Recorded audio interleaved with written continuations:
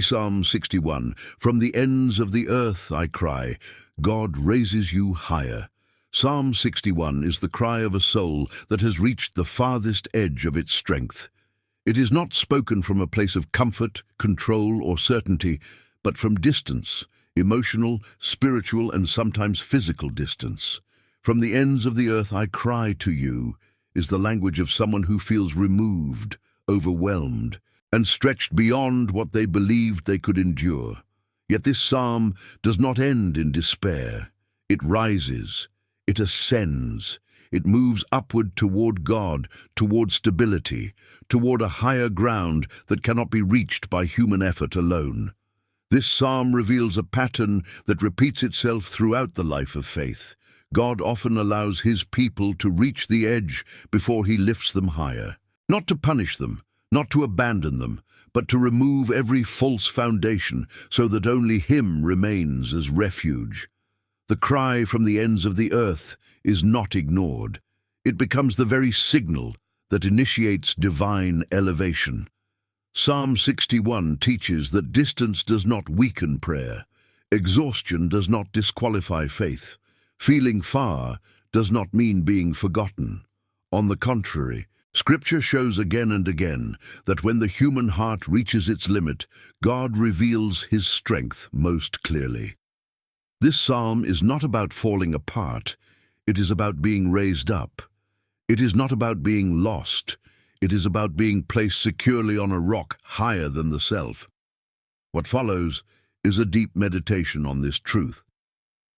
Each topic explores a different dimension of Psalm 61, revealing how God responds to the cry of the overwhelmed, how he transforms isolation into intimacy, and how he lifts those who can no longer lift themselves.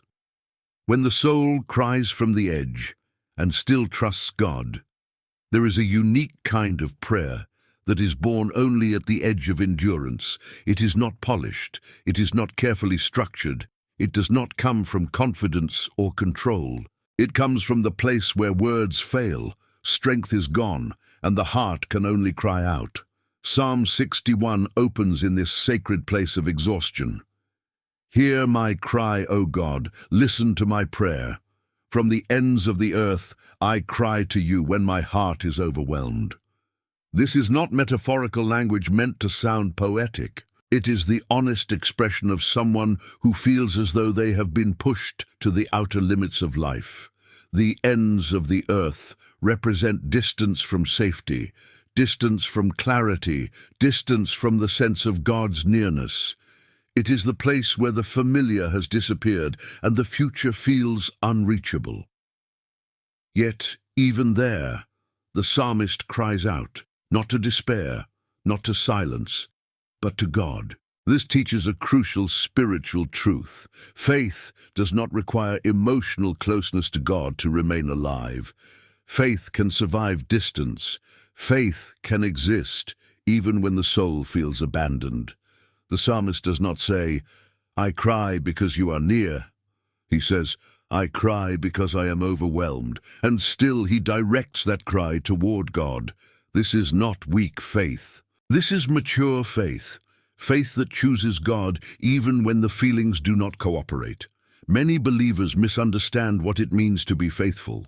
They assume that faith should always feel strong, confident, and victorious. Psalm 61 corrects this illusion. Faith is not proven by how strong you feel, but by where you turn when you are weak. The psalmist does not deny his condition. He names it openly. His heart is overwhelmed. He is not pretending to be okay. He is not masking his pain with spiritual language. He brings his exhaustion directly into prayer. This kind of honesty is what makes the psalm powerful. God does not require his people to approach him with artificial strength. He invites them to come as they are, even when, as they are, feels broken, confused, or empty. The cry itself becomes the prayer. The reaching becomes the worship. The act of turning toward God from the ends of the earth is already an act of trust. The psalmist then asks something remarkable, "Lead me to the rock that is higher than I." This request reveals that the cry is not merely about relief from pain, it is about elevation. He does not ask God to make the situation easier. He asks God to lift him higher than his current capacity. He recognizes that what he needs is not a change in circumstances, but a change in position. The rock represents stability, permanence, and safety. But it is not just any rock, it is a rock higher than himself. This is an acknowledgement of human limitation. The psalmist understands that he cannot climb out of his condition on his own. He cannot reason his way out. He cannot strengthen himself enough. He needs God to lead him somewhere he cannot reach by effort. This is where many people struggle spiritually. They cry out, but they still try to solve everything themselves. They ask God to assist their plans rather than to lift them beyond their plans. Psalm 61 models a different posture: surrender. The psalmist admits that he is overwhelmed and then places himself entirely in God's guidance. He does not dictate how God should lift him. He simply asks to be led. God's response to such a cry is not delayed. Throughout Scripture, God consistently responds to prayers that emerge from humility and dependence. When the heart reaches the edge, pride collapses and the soul becomes teachable. This is often the moment when God can finally raise a person higher, not because they are strong, but because they are no longer resisting. The psalmist then remembers something important. For you have been my refuge, a strong tower against the enemy. Even while feeling far, he recalls God's past faithfulness. This memory is not sentimental, it is strategic. In moments of overwhelm, memory becomes a spiritual weapon. Remembering what God has already done anchors the soul when the present feels unstable. This shows that crying from the ends of the earth does not erase history with God. Distance does not cancel relationship. Even when the psalmist feels far away, God's character remains unchanged. He has been a refuge before, and therefore he can be trusted again. This remembrance fuels hope, even when circumstances have not yet shifted.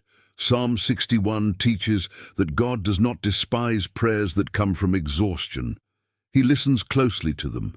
He responds not by shaming weakness, but by lifting the weak to a higher place. The cry from the edge is not a failure of faith. It is often the doorway to deeper dependence and greater spiritual elevation. If you find yourself at the ends of your strength, overwhelmed by weight you cannot carry, Psalm 61 reminds you that your position does not disqualify you. Your cry still reaches heaven. Your weakness does not repel God. It draws him near. And the same God who heard this ancient cry is still able to lift you onto a rock higher than yourself. If this message is strengthening your faith and speaking to your current season, take a moment to subscribe to the channel. Your support helps this message continue reaching hearts that are crying out and need to be lifted higher by God's truth. God as refuge when the world can no longer hold you. There comes a moment in every serious spiritual journey when the world no longer feels like a safe place to stand. What once provided security begins to feel unstable. What once felt familiar becomes unreliable. Relationships shift, structures weaken, expectations collapse, and the ground beneath the soul starts to tremble. Psalm 61 speaks directly into this moment by revealing a profound truth. When the world can no longer hold you, God becomes not just a refuge, but the only refuge that truly sustains. The psalmist declares, "For you have been my refuge, a strong tower against the enemy." This statement is not spoken from a place of calm reflection, but from within distress. It is a confession forged in pressure. A refuge is not something you admire from a distance. It is something you run to when danger is near. The psalmist's life context suggests pursuit, threat, and instability. He is not theorizing about God's protection, he is surviving by it. To call God a refuge is to acknowledge that everything else has failed to provide safety. It means the soul has reached a point where human strength, human wisdom and human solutions are no longer sufficient. This is not weakness, it is clarity. Refuge language emerges only when a person understands they cannot protect themselves anymore. The strong tower imagery deepens this understanding. In ancient times, a tower was not a decorative structure, it was a place of last defense. When walls were breached and enemies advanced, people fled upward into towers because height provided perspective, protection, and endurance. The psalmist does not say God is a hiding place that avoids conflict. He says God is a strong tower against the enemy. This implies resistance, endurance, and survival under pressure. Spiritually, this reveals that God does not always remove the enemy immediately. Sometimes he places his people in a higher position where the enemy cannot reach them in the same way. The battle may still exist, but its power is limited. From the tower, the enemy can be seen clearly, but cannot dominate. This shift in position changes everything. Many people misunderstand refuge as escape. They imagine God's protection means the absence of threat. Psalm 61 corrects this idea. God's refuge does not always eliminate the storm. It lifts the soul above its destructive reach. The psalmist still acknowledges enemies, still feels pressure, still cries out. But he does so from a place of remembered safety. God has been a refuge before, and that history gives him confidence now. This remembrance is critical. In moments of crisis, the mind often magnifies present danger and minimizes past deliverance. Psalm 61 reverses this pattern. The psalmist intentionally recalls God's faithfulness, not because circumstances have improved, but because truth does not change with circumstances. God's character remains consistent, even when emotions fluctuate. When the world no longer holds you, it is often because God is dismantling false refuges. Human approval, stability, routine, success and control can all function as substitutes for divine trust. They feel solid until they collapse. When they do, the soul experiences disorientation. But this collapse is not abandonment, it is invitation. God removes lesser supports so that his refuge becomes visible. This process can feel violent internally. Losing familiar supports creates fear, grief, and resistance. The soul asks, "Why now?" or "Why like this?" Psalm 61 answers indirectly, because elevation requires detachment. You cannot be lifted to a higher rock while clinging to unstable ground. God's refuge is not added on top of false security, it replaces it. The psalmist's desire to dwell in your tent forever reveals something deeper. He is not merely seeking temporary protection, he longs for permanence in God's presence. The tent symbolizes intimacy, closeness, and relationship. To dwell means to remain, to stay, to belong. This is not the language of a visitor seeking shelter from rain. It is the language of someone who has found home. This reveals a transformation taking place within the psalmist. He begins in overwhelm and distance, crying from the ends of the earth. But as he remembers God as refuge, his desire shifts from escape to communion. He does not just want safety, he wants nearness. He does not just want relief, he wants residence. This shift is essential. Many people seek God only when danger is present, but return to self-reliance once the pressure eases. Psalm 61 points toward a deeper maturity, choosing to dwell with God beyond crisis. True refuge is not a momentary shelter, it is a sustained relationship. The phrase, "Let me take refuge under the shelter of your wings," adds another layer of meaning. Wings evoke imagery of protection that is both powerful and tender. Unlike a fortress of stone, wings imply closeness, warmth, and care. God is not a distant protector, he is a present one. Refuge under his wings means proximity to his heart. This matters because many people view God as strong but distant, powerful but emotionally removed. Psalm 61 dismantles this misconception. God's refuge is not cold or mechanical, it is relational. The psalmist is not hiding behind God. He is resting near him. This understanding changes how suffering is interpreted. When God is seen as refuge, hardship is no longer proof of abandonment. It becomes the environment where intimacy deepens. The soul learns that safety is not found in the absence of trouble, but in the presence of God within trouble. The strong tower and sheltering wings together reveal a balanced picture of divine protection.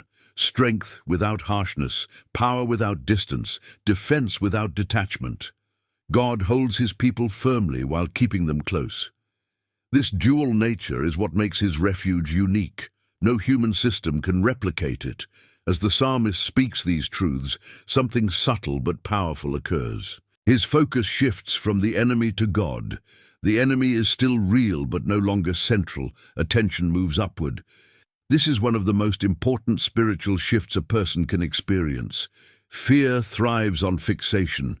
Peace grows with redirection.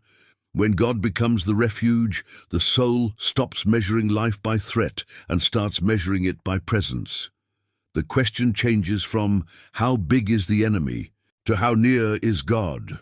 And the answer to that second question transforms everything. Psalm 61 teaches that God does not become a refuge only when life is calm. He reveals himself as refuge precisely when stability collapses.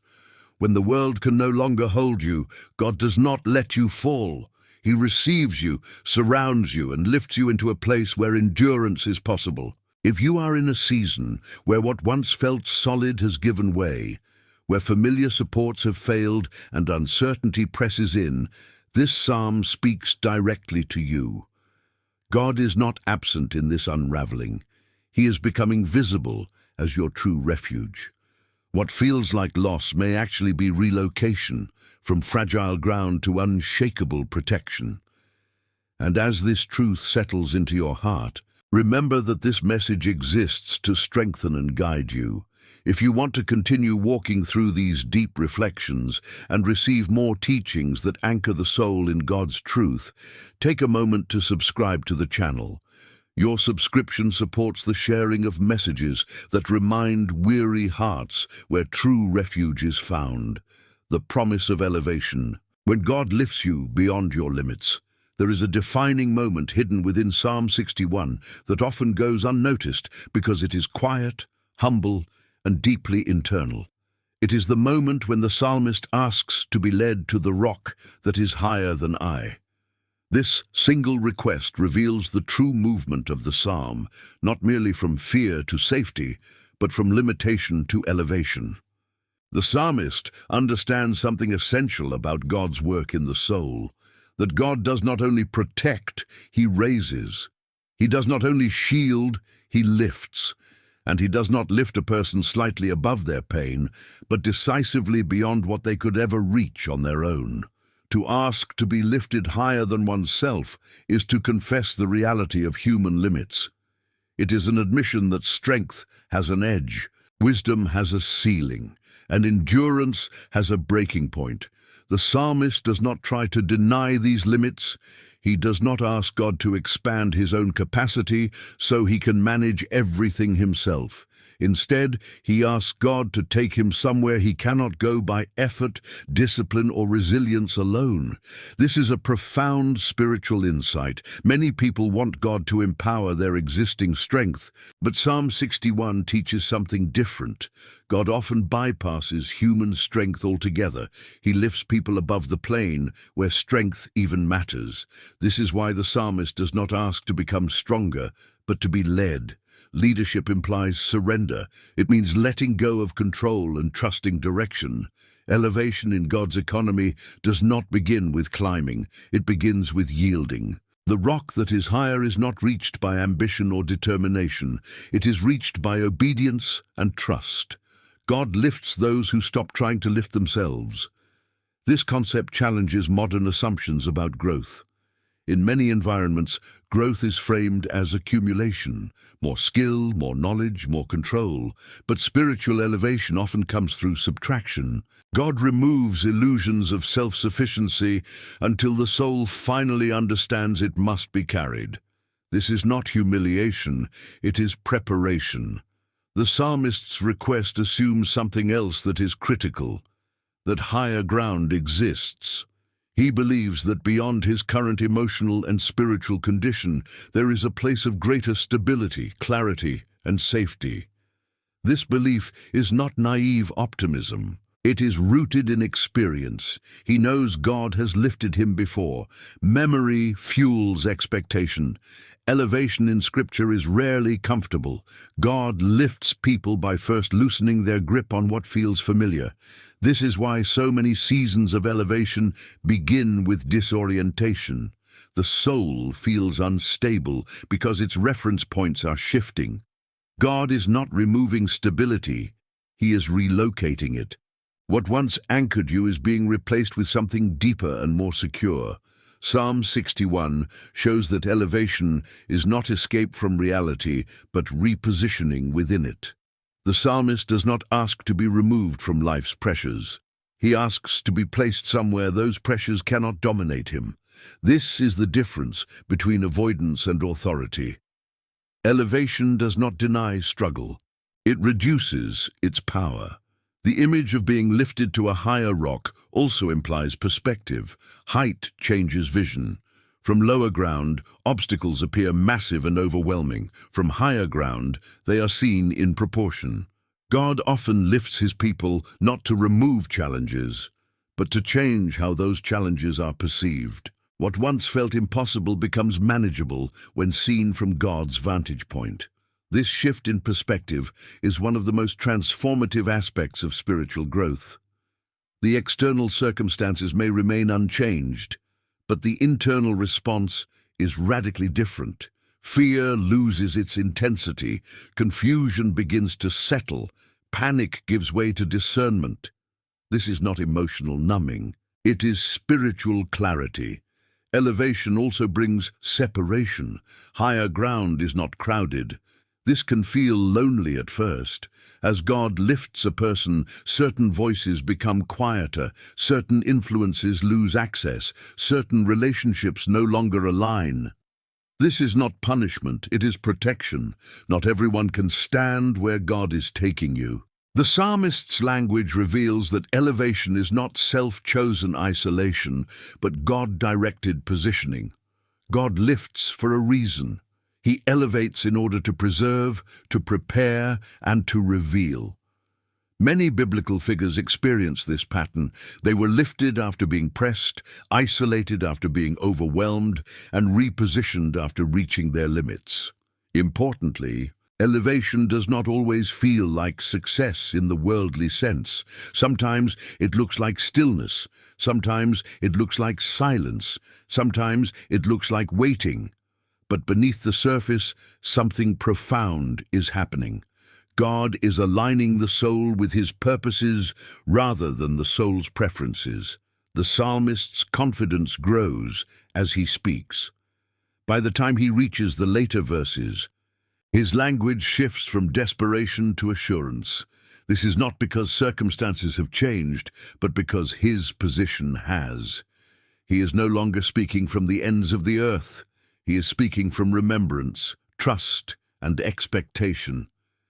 Elevation also brings continuity.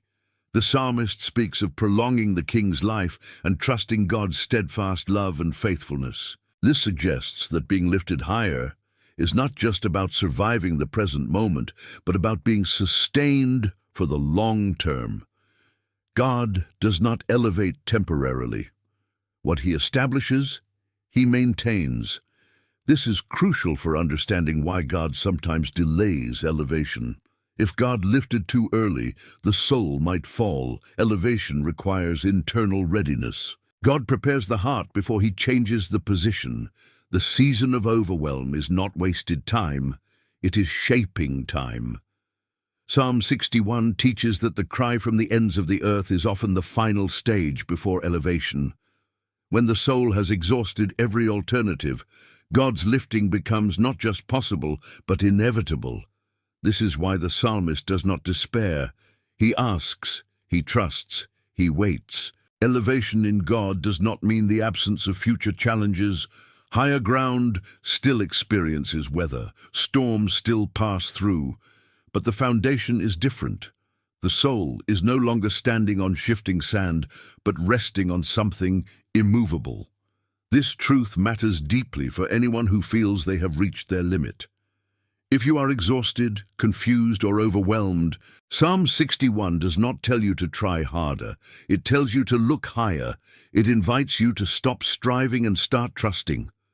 God is not asking you to become more capable. He is asking you to let Him carry you. When God lifts you beyond your limits, He does so not to display your strength, but His faithfulness. Your story becomes testimony, not because you endured alone, but because you were sustained by grace. Elevation glorifies God precisely because it exposes human dependence. And as you consider this truth, remember that this message is meant to walk with you through these seasons. If this teaching is helping you understand what God may be doing in your life, take a moment to subscribe to the channel.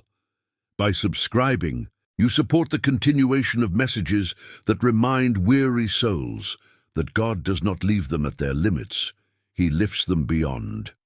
When God strengthens your inner life to sustain your destiny, Psalm 61 quietly reveals something that many overlook. God does not only lift His people outwardly into safer circumstances or higher positions. He strengthens them inwardly so they can remain there without collapsing. Elevation without inner transformation would be dangerous. To be placed on higher ground without a fortified heart would only expose weakness more painfully. This is why Psalm 61 moves beyond rescue and refuge into something deeper, internal stabilization that prepares the soul for endurance. After crying from the ends of the earth and asking to be led to a higher rock, the psalmist begins to speak differently. His tone shifts, his words slow down, the frantic edge softens. This change signals an inner work already taking place. God is not only changing where the psalmist stands, He is changing how the psalmist stands. This is one of the most misunderstood aspects of God's dealings with His people. Many assume that once God delivers, peace should be immediate and effortless. But Scripture consistently shows that God strengthens the inner life so the outer calling can be sustained. Psalm 61 is not a snapshot of instant relief, it is a record of inner fortification. The psalmist speaks of dwelling in God's tent forever and taking refuge under the shelter of His wings. These images are not about escape from responsibility, they are about intimacy that produces stability. Dwelling implies continuity, not a brief visit. It means living from God's presence, not merely running to Him in moments of crisis. Inner strengthening begins with intimacy. When the soul is consistently near God, fear loses its grip, confusion loses its authority, and pressure loses its ability to fracture identity. God does not harden His people by making them emotionally numb. He strengthens them by rooting them deeply in His presence. This is why seasons of overwhelm often precede seasons of stability. God uses pressure to expose weak internal structures, false beliefs, misplaced confidence, unhealed wounds, and hidden fears. Once these are revealed, God begins rebuilding from the inside out. The lifting comes alongside the reinforcing. The psalmist's confidence in God's faithfulness is not abstract theology, it is experiential knowledge. He says, "For you, O God, have heard my vows. You have given me the heritage of those who fear your name." This is a declaration of identity. He remembers who he is and to whom he belongs. Inner strength is deeply connected to identity clarity. When identity is rooted in God, circumstances lose the power to redefine the self. The psalmist is no longer a victim of his situation. He is an heir. He belongs to a lineage of those who fear God. This awareness stabilizes the soul. Even when circumstances fluctuate, identity remains anchored. God strengthens his people by restoring memory. He reminds them of their heritage, their calling, and their place in his purposes. This remembrance protects the soul from despair. When pressure intensifies, identity often becomes blurred. God sharpens it. Inner strength also comes through trust in God's character rather than control over outcomes. The psalmist expresses confidence that God will prolong the king's life and appoint steadfast love and faithfulness to watch over him. This is not manipulation through prayer. It is surrender to divine governance. Trust like this is not naive. It is formed through repeated experiences of dependence. The psalmist has learned that God's faithfulness outlasts every threat. This learning process strengthens the inner life far more than immediate deliverance ever could. One of the most significant dangers of elevation is pride. When God lifts someone without first humbling and strengthening them inwardly, the elevation becomes unstable. Psalm 61 avoids this danger by grounding elevation in humility. The psalmist never claims deservingness. He never boasts in his endurance. He attributes everything to God's protection and mercy. This humility is itself a form of strength. It keeps the soul flexible, teachable, and aligned with God's will. Pride creates rigidity. Humility creates resilience. God strengthens the humble because they remain dependent. Another element of inner strengthening is patience. Psalm 61 does not rush toward resolution. It unfolds slowly. The psalmist allows himself to remain in prayer, remembrance, and trust. This patience is not passivity, it is endurance. God strengthens the inner life by teaching the soul how to wait without collapsing. Waiting is one of the hardest disciplines because it confronts the illusion of control. In waiting, the soul must confront its fears, desires, and impulses. God uses this confrontation to purify motivation. What remains after waiting is often more aligned with God's purposes than what existed before.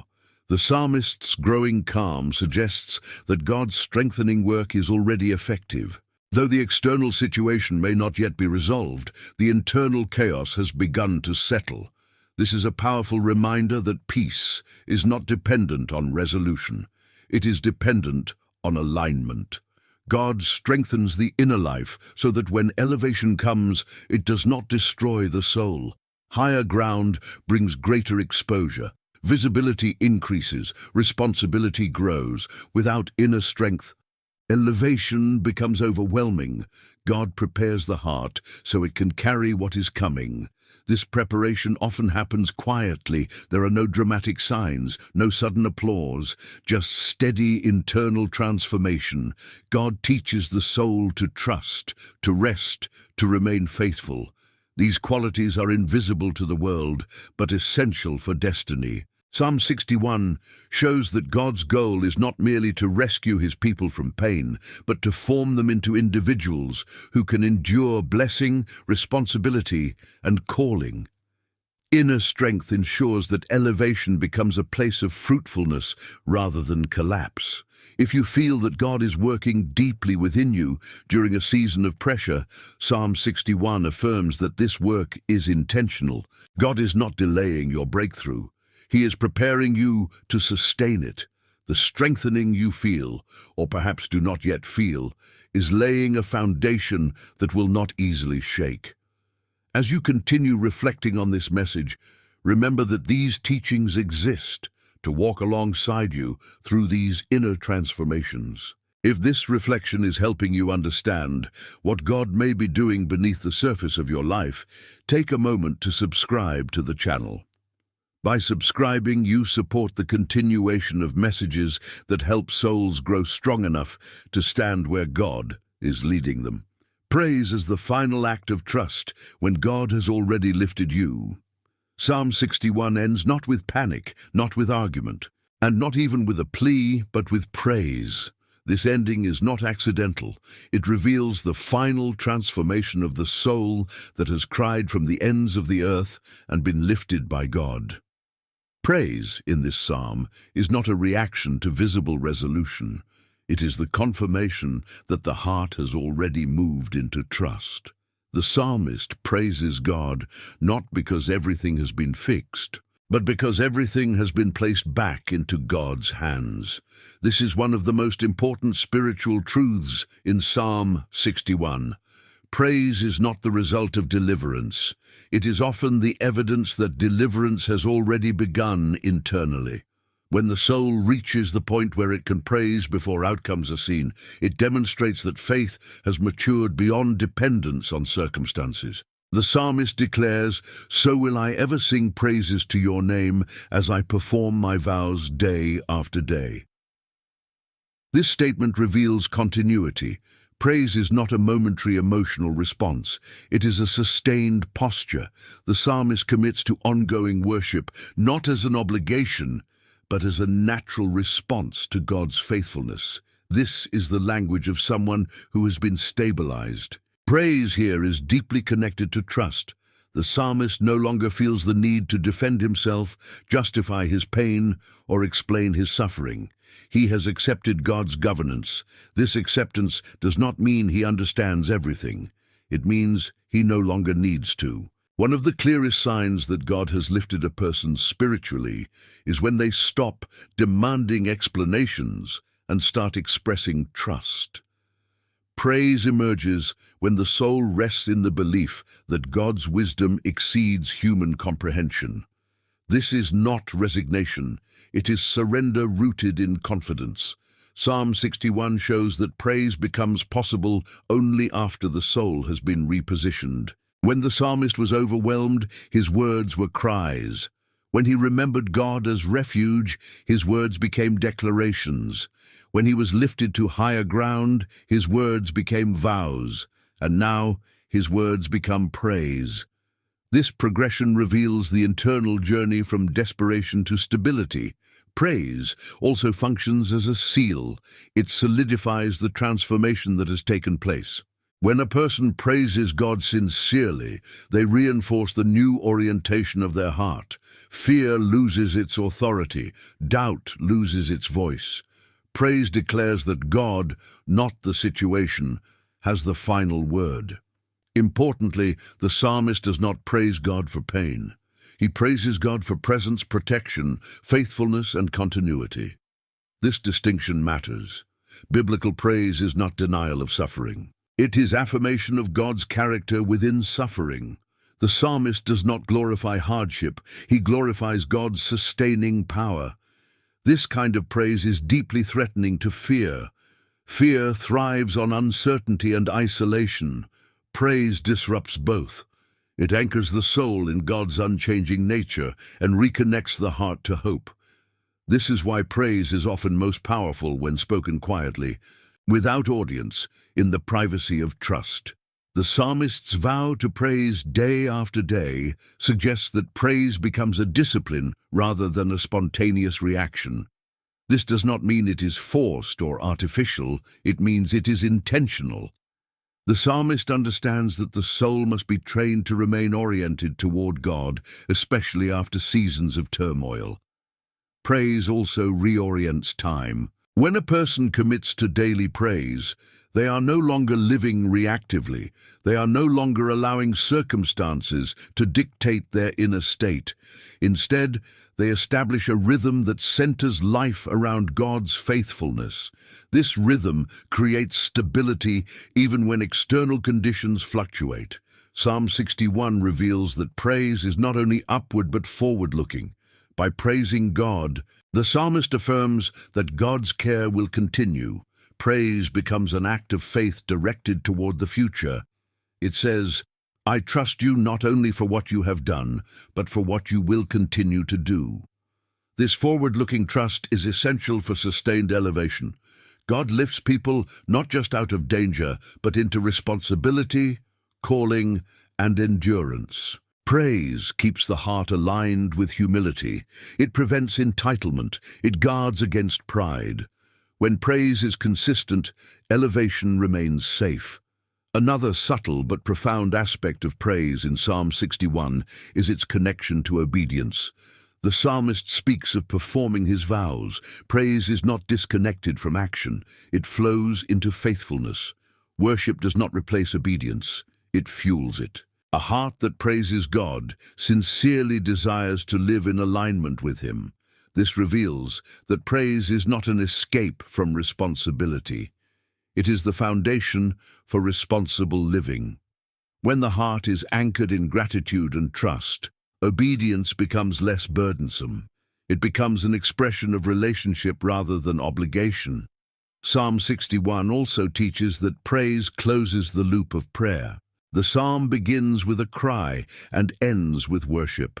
This does not mean the journey is finished. It means the posture has changed. The psalmist is no longer reaching upward desperately. He is standing securely, speaking from trust. For those walking through seasons of overwhelm, this ending is deeply reassuring. It shows that God does not leave His people suspended in distress. He moves them towards stability. He transforms cries into confidence. He turns fear into faithfulness. Praise does not erase memory of pain, but it reframes it. The soul begins to see past suffering as part of a larger story rather than as a defining identity. This reframing brings peace without denying reality. Psalm 61 ultimately teaches that the highest form of elevation is not external success or visible victory. It is internal rest. It is the ability to praise God sincerely regardless of circumstance. When the soul reaches this place, it has truly been lifted higher. If you have walked through these reflections and felt your heart strengthened, stabilized, or reoriented toward trust, this is evidence that God is already at work within you. These teachings are meant to accompany that work and provide language for what your soul is experiencing.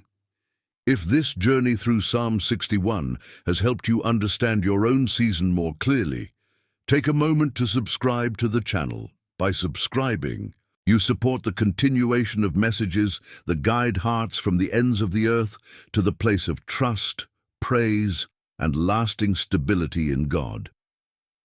When God makes your life a testimony after you thought you were finished. There is a quiet miracle hidden at the far end of Psalm 61 that many people never fully grasp.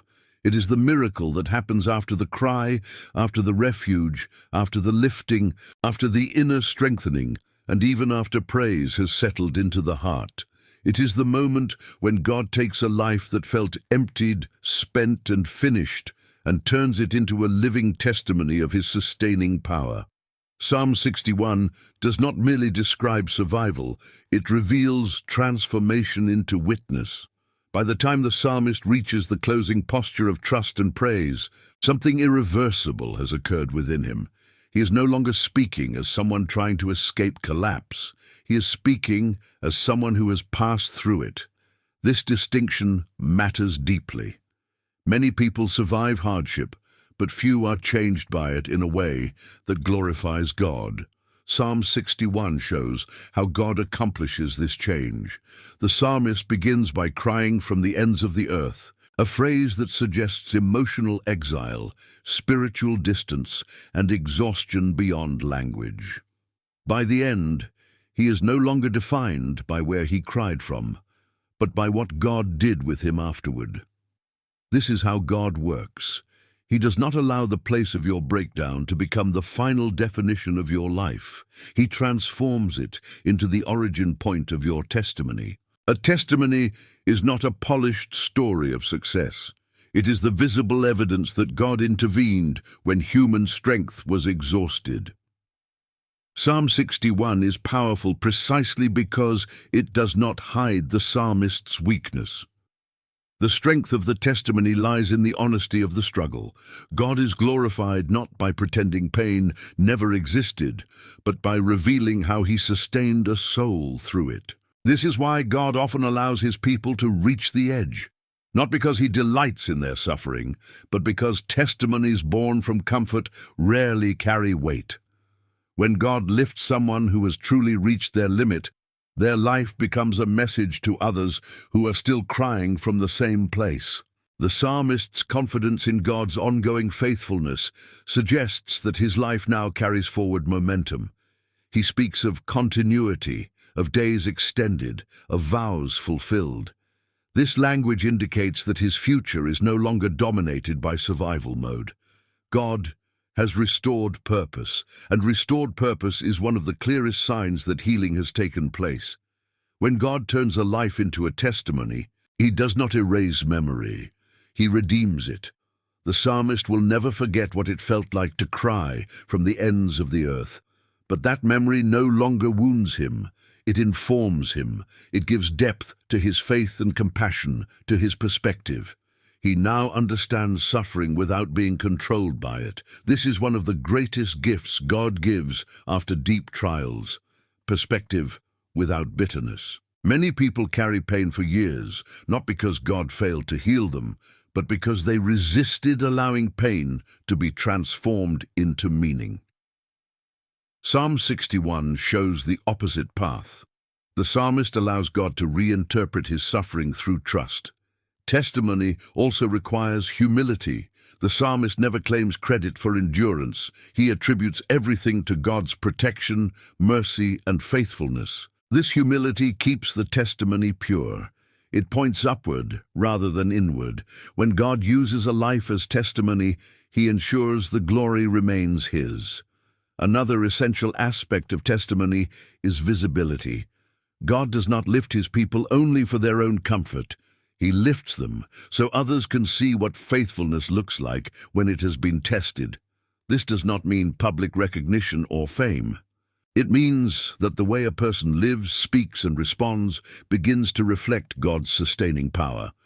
Psalm 61 implies that the psalmist's renewed stability will impact others. His confidence in God's steadfast love and faithfulness is not private. It becomes a declaration. Others who hear his words are invited to trust the same God. This is how testimony spreads: quietly, authentically, without force. God often waits to fully reveal the purpose of suffering until after healing has taken root. If purpose were revealed too early, the soul might try to bypass the process. Psalm 61 shows that understanding comes after surrender. The psalmist does not analyze his suffering while he is overwhelmed. He cries, he trusts, he rests. Only then does meaning emerge. Testimony is also protective. Once a person understands that God carried them through what they thought would destroy them, fear loses its authority. The future no longer terrifies in the same way.